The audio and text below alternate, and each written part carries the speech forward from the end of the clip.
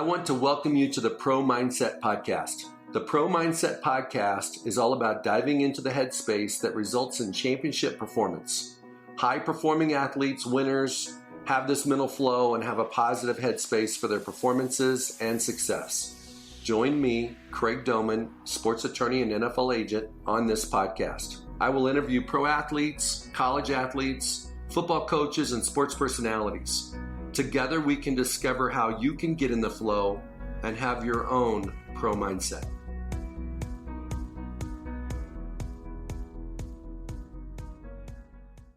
So I want to welcome today to Pro Mindset Podcast a very special lady. She's from the Dallas Metroplex, Mary McKay. Mary, you've been in the sports marketing world for a long time. Welcome to the show today. Thank you very much, Craig. Okay, Mary. So let's dive into what has been your role in the sports world, especially around the Cowboys, ever since back when they were winning Super Bowls in the 90s. So my entree into the sports world was while I was working at Sears, actually, and back in '84. So I've been around a long time. And at that point, Sears was the only outlet. There was no such thing as Ticketmaster. There was no such thing as a sports marketing company. None of that existed. And we wanted to hire Walter Payton as our spokesperson. So every place we all called, everybody quoted us a different price because there had only been Joe Green and just a few other people, Joe Namath, that had done any commercials. And, of course, OJ with Hertz Cars. Sure. So everybody quoted us a different price. And it was all over the board, down to NFL Films. So when we hired Walter, and I was able to learn NFL Films, NFLPA, NFL, Chicago Bears, all of the different areas that have to be compensated on a deal, I laughed with everybody at work and I said, I just got a PhD in sports management, which did not exist. Exactly. And we ended up paying Walter Payton that year more than he made playing football in the NFL with Chicago Bears. But we had an incentive-based endorsement that was related to training inside of Sears, internal as well as external. And it really kind of changed the market because the market had only seen previously the Joe Namath and them pushing one product, not pushing healthy lifestyle or what it takes to succeed, which is at that time Sears was the number one retailer. And we wanted Walter to go and speak on our behalf and talk about why satisfaction guaranteed or your money refunded would any company put their neck on the line with that, which is what he did every game that he ever played in the NFL. No doubt about it. He went out there and gave his fans satisfaction guaranteed. Only the fans didn't get their money refunded if he lost the game. Well, let me start over, Mary, and do you the intro that you deserve. Okay. So we have a young lady that is a pioneer in the sports marketing world that worked with the likes of Walter Payton, Hall of Famer, rest in peace. And you were at the cutting edge of connecting the fans, the general population, sports figures, and products or services. Absolutely. That had to start somewhere, and you were right in the middle of it. Yes, I was. So I apologize for not giving you the due introduction you deserved. So now let's talk about Walter Payton. What did you learn about Walter Payton in your time dealing with him? What made him special? What made Walter special is he did not think he was special. Walter believed until the very day he passed away. He believed that you got out of bed every day as if you were a rookie and it was your first day on the clock, and you proved yourself every single day of your life. And then you encouraged others while you were pushing yourself for those that just don't have that daily instinct that you've got to be the best you can be every single day. So Walter's mindset was he had a very humble perspective of who he was and how hard he needed to work to do what he did. Extremely humble. Extremely. And he never put himself, regardless of his talent, above daily workouts and protections, both mentally as well as physically, from injuries. His stretching was as encouraging on a daily basis as it was having a cup of coffee. It was just natural for him. So from your experience with him, he had a routine where he did a lot of things that other players at that point in time probably didn't even think about doing. Right. And they had no reason to, because you had no enforcements back then. You had no curfews back then. None of that existed in the world of sports. The money wasn't as big as it is now, where people had so much more to lose. They have so much more to lose today than they did back then. You know, ownership and the whole league being a multi-billion-dollar industry, it's such big business that everybody today has a mindset of, I got to maximize my years. I got to take care of my body. I got to take care of my mind. I have to take care of everything so that I can play as long as I possibly can. Back then, it wasn't like that. No, back then, I mean, they were smoking on the sidelines. Right. So down on the field, they were having cigarettes while playing the game. And everything was acceptable back then. Nobody challenged. So people like Walter were an anomaly back then, that it was, he took it that serious. Well, it showed up on the field too. I mean, he was obviously the all-time rushing leader until Emmitt, I think, broke his record towards the end of his career. So in addition to working hard and having like an extra gear compared to all the other guys that played in his generation, what else did you see about Walter that maybe other players didn't have? What mental aspect did he have that other guys didn't have? His nickname was Sweetness because he genuinely was a kind man, and he genuinely cared and was always trying to lift up the other players that transcended time.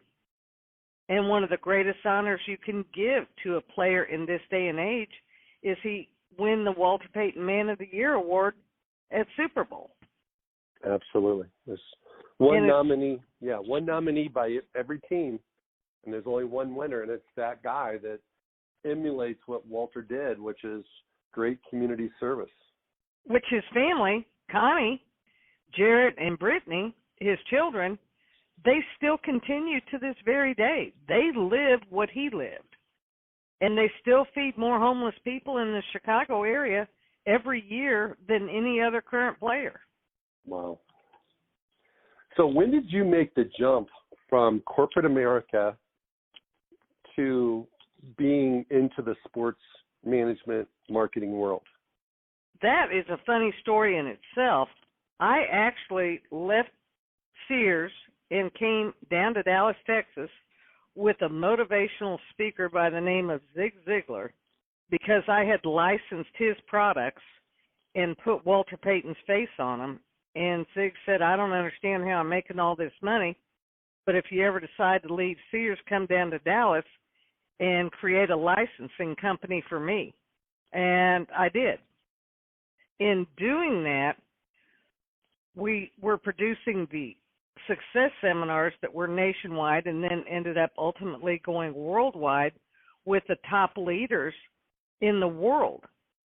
And here in Dallas, Texas, at one of the success seminars where we had 40,000 people a day show up for motivation, we were in the green room, and this player by the name of Emmitt Smith, who was new to the Dallas Cowboys and one of the star running backs in the NFL was coming to speak on stage next to Zig Zigler, Barbara Bush, Colin Powell, Larry King. And I am sitting in the green room at the Dallas Reunion Arena, and Barbara Bush and Secret Service come running in, and this is 1995. They come running in with all of these footballs. Colin Powell, who is basically one of the greatest leaders of the country, is there, and he's got all of this merchandise to be signed. Larry King has it, and I'm saying to myself, are you kidding me? He is a football player, and the world leaders, especially in the United States, are here to get autographs from a football player instead of just the opposite. This shows the lack of priorities in our country right there. Oh, my God. I was having a heart attack. Well, Emmitt Smith comes walking in, and Walter had been telling him, you need to talk to Mary McKay because she's down there in Dallas. She does this for my career. And I just sat back, and I pushed myself to the back of the room, Craig, and I was like, this is not happening to me. This is not happening. Secret Service is getting things signed, and Emmitt's signing for the President of the United States. Wow. And I'm like, this is incredible. And Emmitt said, Mary, if you ever decide to leave Zig, come over and work with me. This has been fun. And I'm like, you've got to be kidding me. I will definitely come over and work for you. I thought I was working for the people who could draw the biggest crowd in the United States. I didn't realize it was football. Wow. And then I went to work with Emmitt. Okay, so let's pause for a moment, and before we talk about Emmitt, the Super Bowls, the fun in Dallas, let's go back to Zig Ziglar. Okay. Okay, Zig is one of my favorites. Back, God knows how many years ago, I used to listen to cassette tapes of his motivational talks. 100%. I did too. And his legacy lives today. Yes, his son Tom is still running his company. Yeah, and it's still effective, and it's still meaningful, it's still impactful. The messages haven't changed. They've withstood the test of time. But the Zig the man, what was it about him that set him apart from everyone else? Zig, when he spoke to you, whether it was through a cassette tape. Zig stayed at the 7th grade level of communication, and he took pride in that because he never wanted to speak above anyone. He always wanted to speak where it was easy to communicate without realizing you were having a formal conversation. That's a lot of words, but it's really powerful. He was able to talk to your soul. And that's because he genuinely cared who you were and how you got where you are. Well, the thing I didn't respond when you first said that because I was full of emotion and I was trying to get my arms around what I was feeling, which was when I've had the most success, I do the same thing.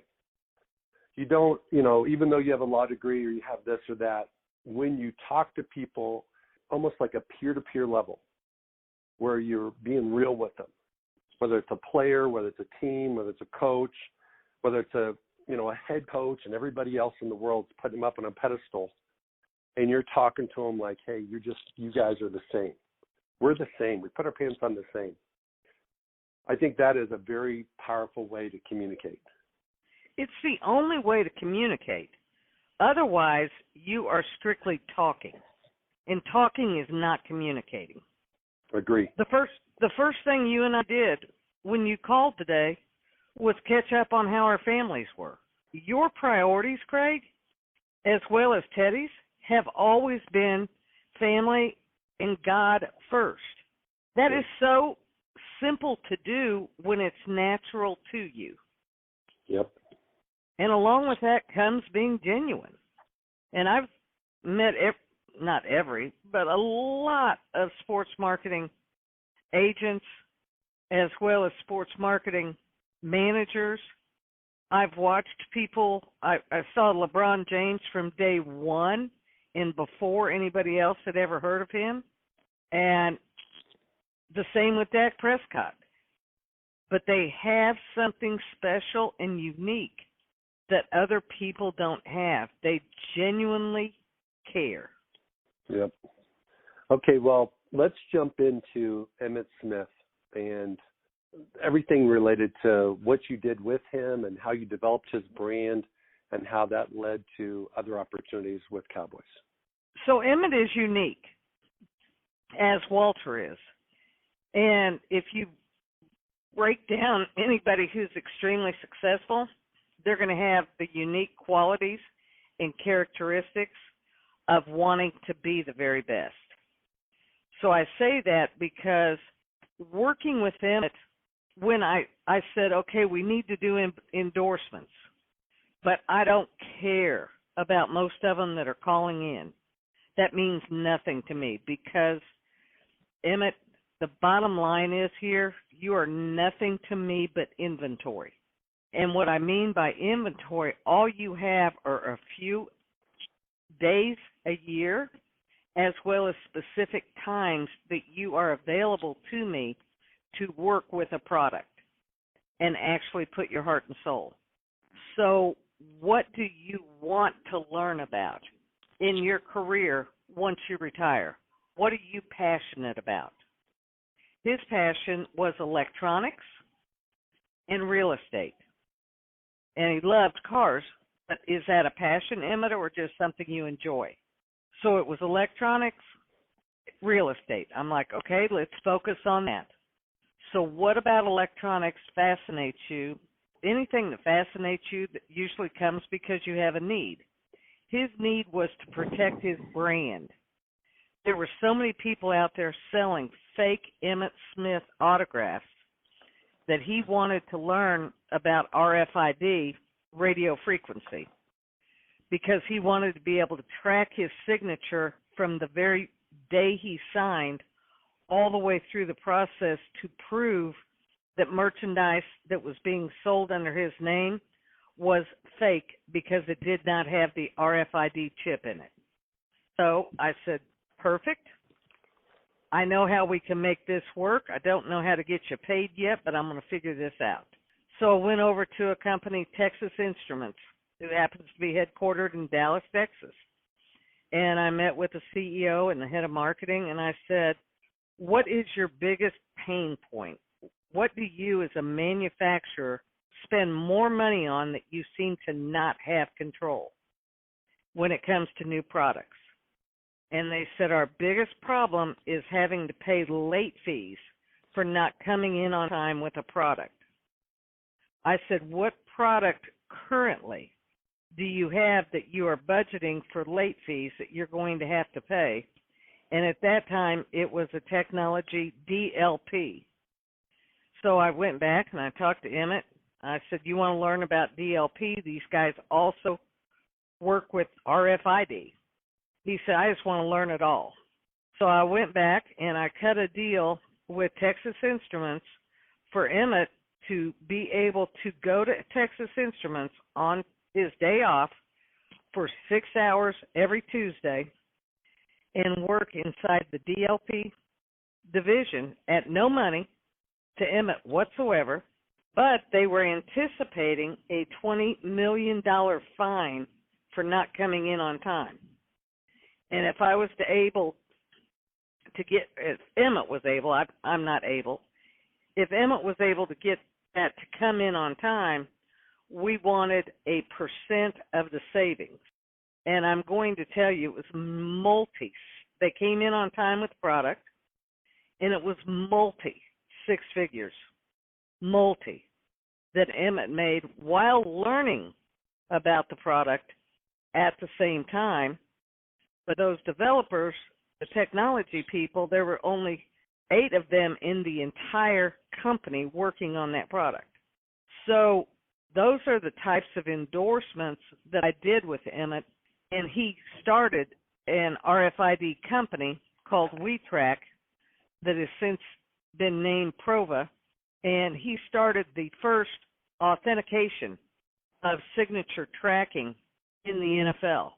When Emmitt broke the all-time NFL rushing record, he changed his uniform every quarter so that we would have 4 sets of full uniforms, helmets included, that we would be able to auction off for charities in the future through the Pat and Emmitt Smith charities. The next day after he broke the record, on eBay were his game-worn uniforms on eBay, which definitely were not his. That's when we got the attention of the NFL and Ben Nix, and they went after eBay. I ended up speaking with Meg Whitman directly, who was the CEO, and we found the fraud, which he was selling those for $10,000 on eBay, and they were total frauds because we had already chipped all of Emmitt's merchandise, and it was in the locker room at the Cowboys. Wow. So ours were authentic, theirs were fake. They went to jail, and we were very happy with Emmitt being so strong to protect his brand. We ended up selling and auctioning off for charity 2 of his full uniforms, and we raised $75,000 for the kids' charities here in Dallas, Texas with those. And the other 2, one's probably in Canton, Ohio? Yes, Canton has one when he went into the Hall of Fame. And the other one he has at home, and that's for his children. That is so cool. Yes. Well, it shows a lot of foresight on his part to do 4 uniforms and helmets and everything. And then also, we all aspire to do something that has a legacy that might live beyond us. I agree. Emmitt's career's over. He's not going to get to carry the ball anymore. But he did not only left a legacy with his performance and his championships, but he also left a business legacy in terms of finding a way to authenticate and eradicate counterfeit apparel. Exactly. Right? 100%. And he, 100% of that credit, and to Emmitt and to me, that was equally as important to him as breaking the rushing record. Because, still to this day at home, I work with video gamers, football players. Can I call and get the usual suspects and the usual endorsements? Absolutely. How is that going to benefit them beyond money? There's so many different endorsements like that I've done in trucking, in everything, because a lot of the guys want to buy into a trucking company to help get their family members working. Well, then let's get an endorsement and work with them and help the trucking company get the value of your celebrity status while you're learning the trade. And that's how I work. Tony Romo, when he was sitting on the bench with the Dallas Cowboys, and I found out he was full-blooded Hispanic, I about had a heart attack. I've never been so excited about anything news in my life. And I ran down to AT&T. They were trying to find a way to break into the Hispanic community better in Texas, and I'm like, we got the answer, and he sits on the bench at the Dallas Cowboys. And we cut a deal before anybody had ever heard of Tony Romo. Before he ever played in the game, I got him his first endorsement, sitting on the bench just because he was Hispanic. And then, fortunately, after we signed 2 weeks later, he started playing. And he was thrilled with his deal. His agent was absolutely furious with me because the agent wasn't paying attention prior to that. But once he came off that bench, everybody wanted a piece of Tony Romo, but nobody wanted the Tony Romo on the bench. I want the Tony Romo that sat on the bench. That's the guy I want to talk to. That is super cool. Share with our listeners some of the other interesting marriages that you've put together between an athlete and a company that wasn't just go show up, sign autographs, or endorse the product. Jason Witten and Albertsons, the grocery chain in Dallas. Now, that looks like your standard, typical endorsement, that it's just a grocery store getting behind Jason Witten. That is not what it was to Jason. Jason, he went after them because they were equally involved passionately with the National Center for Domestic Violence Prevention, which is what Jason's charity is all about, domestic violence. So even though it looks like it's just a commercial promoting a grocery chain, it is not. He wanted to get involved and make a change in the movement for domestic violence and bring it inside the NFL. Albertsons was national, and it gave him that platform. I did that original contract with him and Albertsons to support his foundation, down to the women's shelters for the turkeys at Thanksgiving. All of that went to his passion of helping abused women and children. And That's it sounds typical, but it helped fund his foundation, and it still does to this very day. He is still with them 17 years later. That's awesome. Okay, so we've only talked about, and I'm not trying to be a name dropper here, but we've talked about Tony Romo, and most people have heard of him. I'm joking. Jason Witten. We've talked about Walter Payton. What is the common denominator when you start looking at the top 10 people that you've ever worked with that just happen to be athletes? What's the common thread with the top 10? Family. LeBron James, you put him right in the middle of that as well. LeBron had an extremely rough childhood coming up. He wanted to help and protect other women and families going through what he went through as a child. And his lifesaver was a woman, Alexandria Boone, who got him at the age of 12, not because he was an athlete, but because he was so kind to her daughter and helped him while he was in St. Mary's in Cuyahoga Falls, Ohio. And it was all about family. He wanted to help his mom. He wanted to help those kids.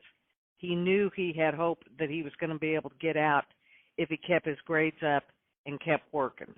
He wanted to reach back and help what he considered family, and that was the other underserved children with him in that community, and they are now his entire marketing team and management team.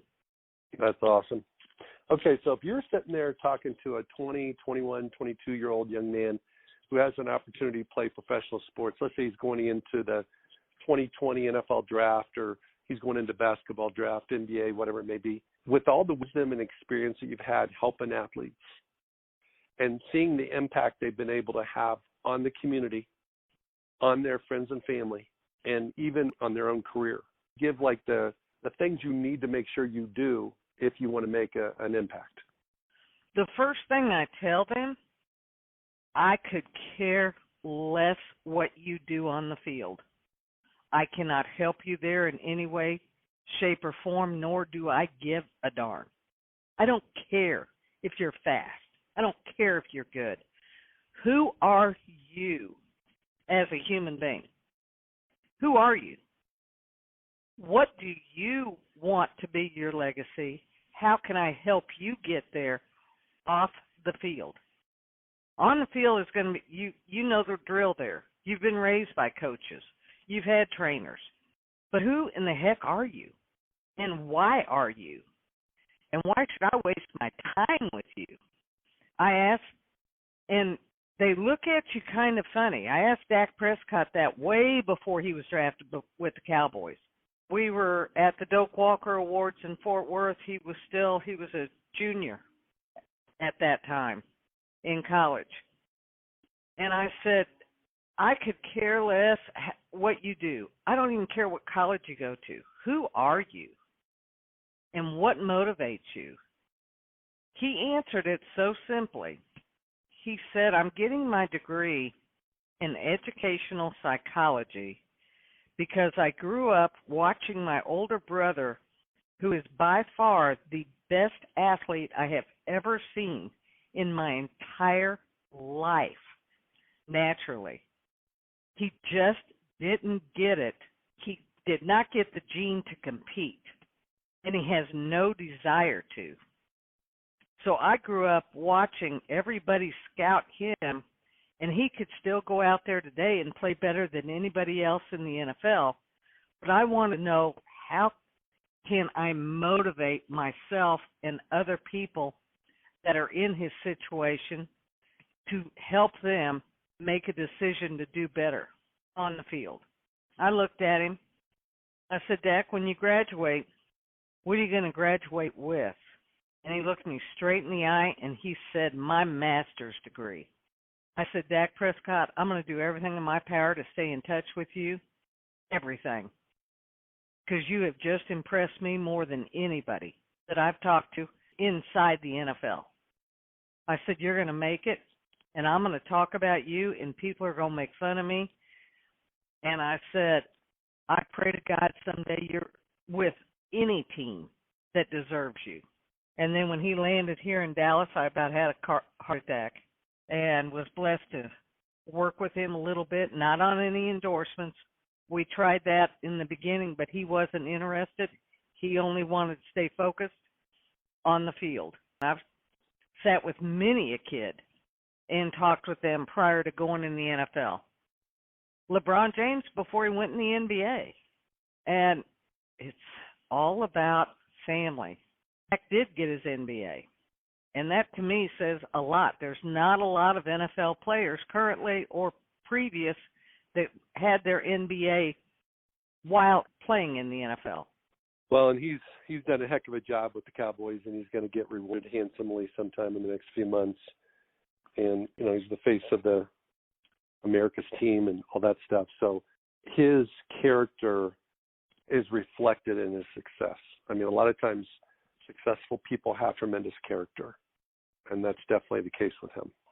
And you pray they do.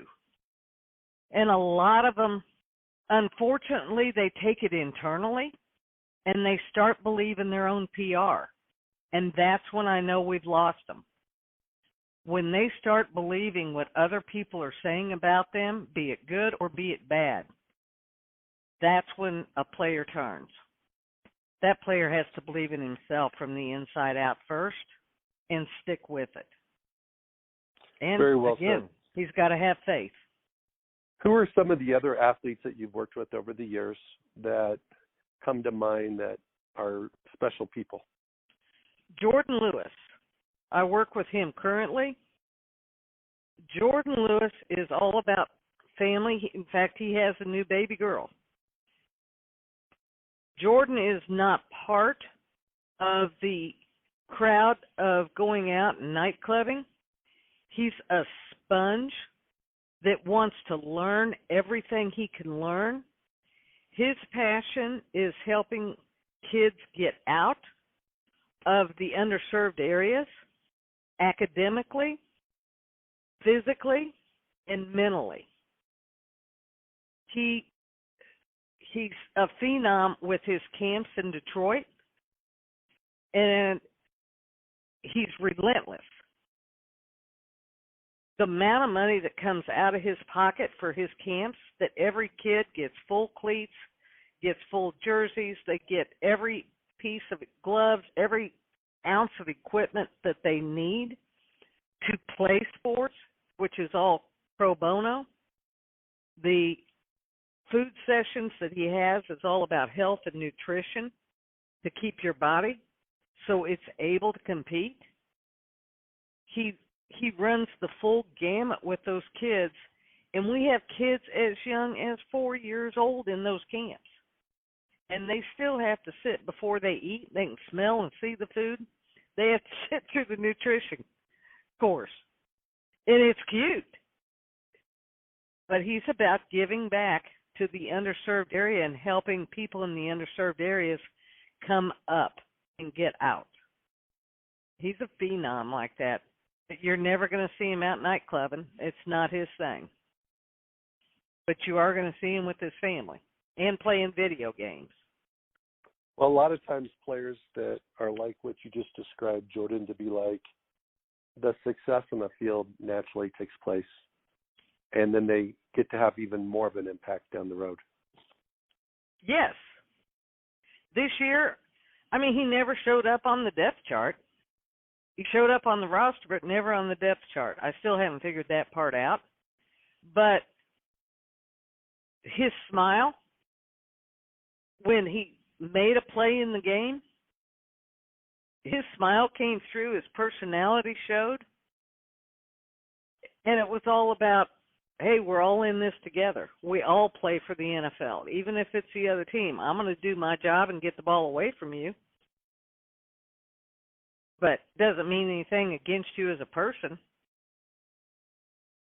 I wish you all the best. But we want to win, too.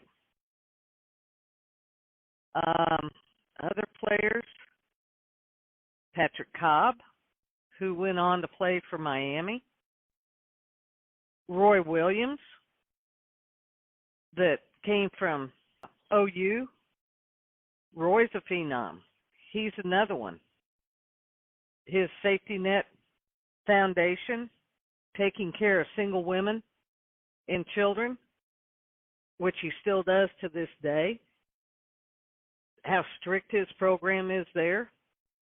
But he gets the women out in the workforce, and he went around. He did more recruiting in Oklahoma and Dallas for all of us people to get behind him. And he would tell us, this woman right here, she needs a job and a mentor. You're going to take her. And by golly, we did. But all the women got jobs and careers. That's excellent. Players recruiting off the field to help those who need help. Okay, Mary McKay, looking at your history before the world of sports, your entree into the world of sports through Sears, and then your time at working with Zig Zigler, one of the most famous motivational speakers in the world, and then working with individual athletes and having your own company. What has been the most rewarding to you? What have you, like when you look back on your career and you go, man, that was so much fun, what would you say it was and why? Rewarding, and I'm going to use another player, Chad Hennings, to define that. Chad Hennings was in the Air Force prior to coming to the Dallas Cowboys. Chad Hennings wanted to have a post-career in real estate and motivational speaking. Watching Chad Hennings speak before a room and how much time and training he put into public speaking from 15 years ago to today is nothing but a pleasure, and just it thrills me to no end to see how happy he is following his passion and the smile that comes across his face when I run into him on the street. Because his post-career is as rich and satisfying to him as his playing days.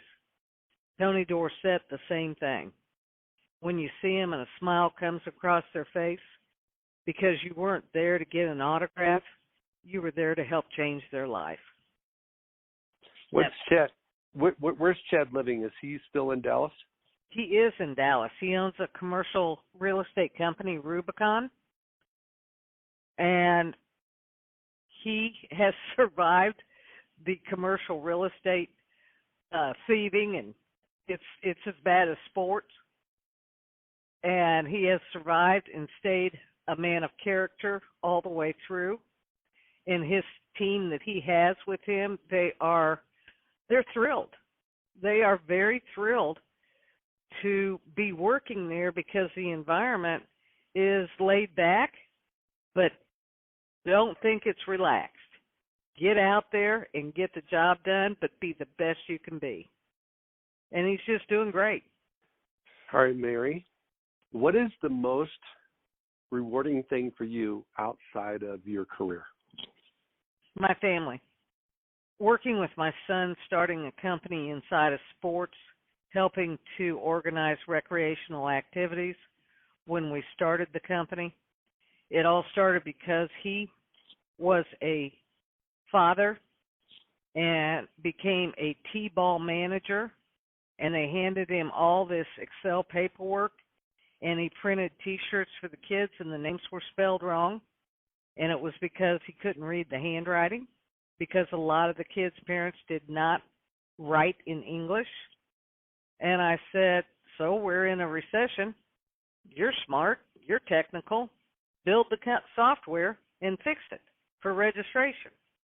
And that's as simple as I thought it was. And then it turned into the UIL and managing and partnering with Children's Health Hospitals. And he realized that it wasn't just a database. It was an accumulation of a child's career all the way from first grade on. And here's my health records. So if they decide to go into any activity beyond, they have everything organized for a coach can still see game film from 3 years ago. And it's organized. And the parents love it because all the medical information is there if the child gets hurt in any activity. Everything's there right on the spot to be treated. So changing lives and saving lives is what he's become about. And I'm very proud of him. And he's done that on his own. That's awesome. Once you have kids, you realize that anything your kids do is exponentially more rewarding to you as a parent than it is to them as a performer. I agree. And so I think, even like when you look at sports and you have proud moms and dads out there watching their kids, or they're disappointed because their kid didn't achieve what he or she was hoping to do, it's also exponentially more disappointing for the parent. I agree 100%. And you can't comprehend that until you have kids and your kids are in that age where they're doing things and they've worked hard, trained hard, all those type of things, and they start experiencing disappointments, and you're disappointed more than they are. Yep. That's exactly right. And you hurt. You hurt for them. You do.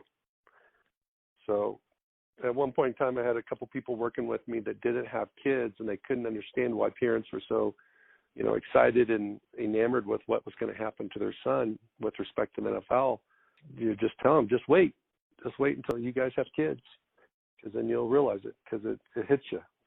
To say that you even played and were drafted by the NFL, you're still in a class of your own. Very rare. Very improbable. Yep. And then stayed. Those that are able to make it past the 2.5 years. Yep. When you look at an NFL player's career, you're not involved with the coaching and the on-the-field stuff. You're all involved with the image. I could care less. I get it.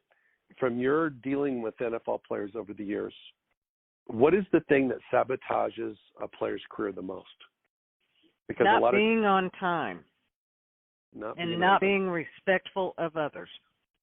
When you have a player who believes he is better than the people he's going to meet, and he's late.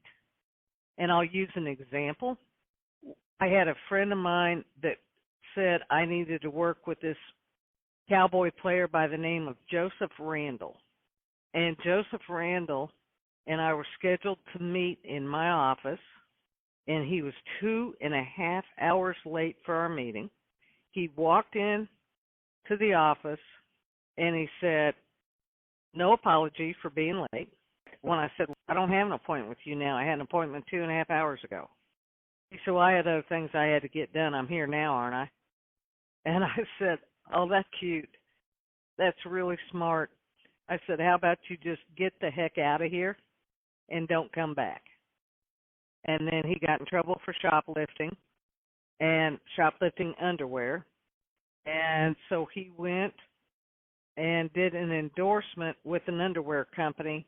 Me Undies was the name of the brand, and thought that was funny. And the people he was getting his advice from thought it was funny. Joseph is currently in jail, serving, I think he got 28 months for domestic violence and shoplifting, and is still sitting in jail today. Wow.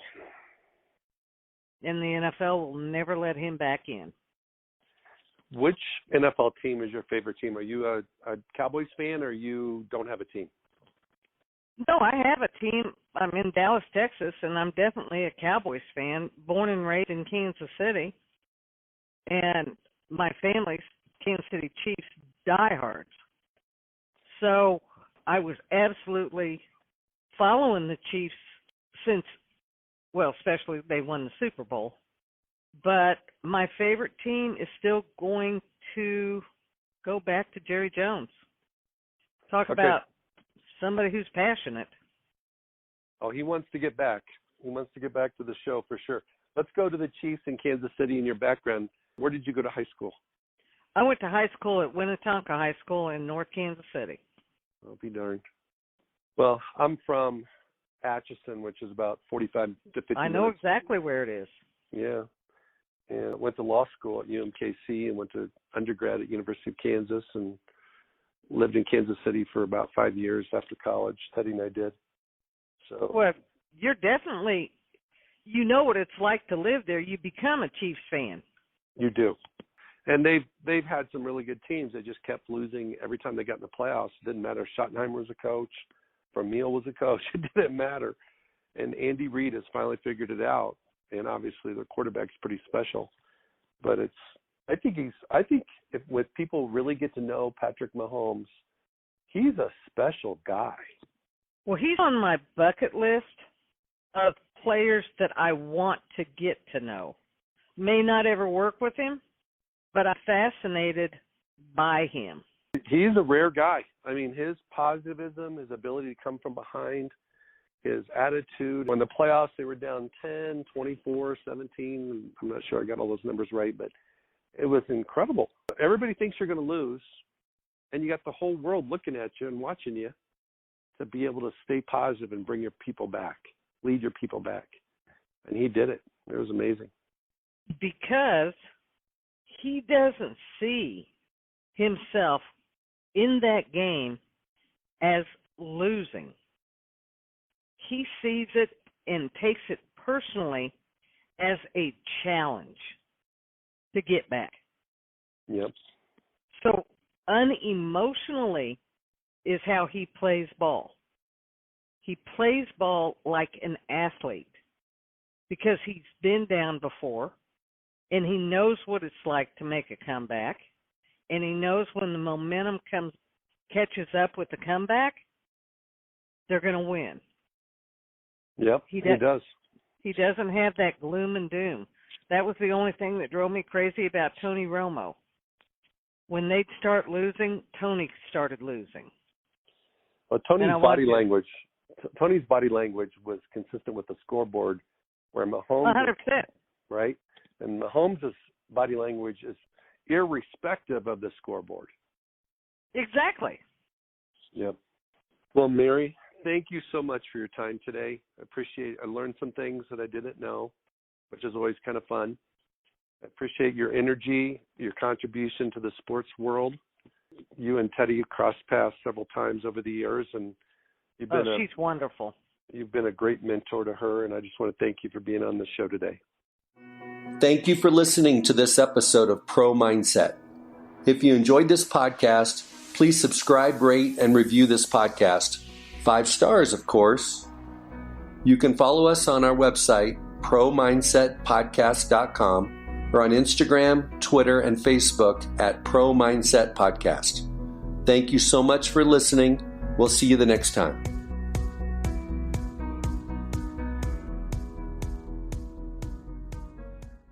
92% of households that join Peloton early in the year are still active a year later. Yeah, if you like cycling to EDM. Not just EDM. Try cycling to Broadway hits, take a scenic hike in Iceland on our treadmill, or row to some 80s jams. Because I have so much free time. Whether you have 30 minutes or just 5, Peloton can fit any schedule. 92% stick with it. So can you. Try Peloton tread, row, or bikes risk-free with a 30-day home trial. New members only. Not available in remote locations. See additional terms at onepeloton.com/home-trial. Lucky Land Casino, asking people, what's the weirdest place you've gotten lucky? Lucky? In line at the deli, I guess? Aha, in my dentist's office. More than once, actually. Do I have to say? Yes, you do. In the car before my kids' PTA meeting. Really? Yes. Excuse me, what's the weirdest place you've gotten lucky? I never win and tell. Well, there you have it. You can get lucky anywhere, playing at LuckyLandSlots.com. Play for free right now. Are you feeling lucky? No purchase necessary. Void where prohibited by law. 18+. Terms and conditions apply. See website for details.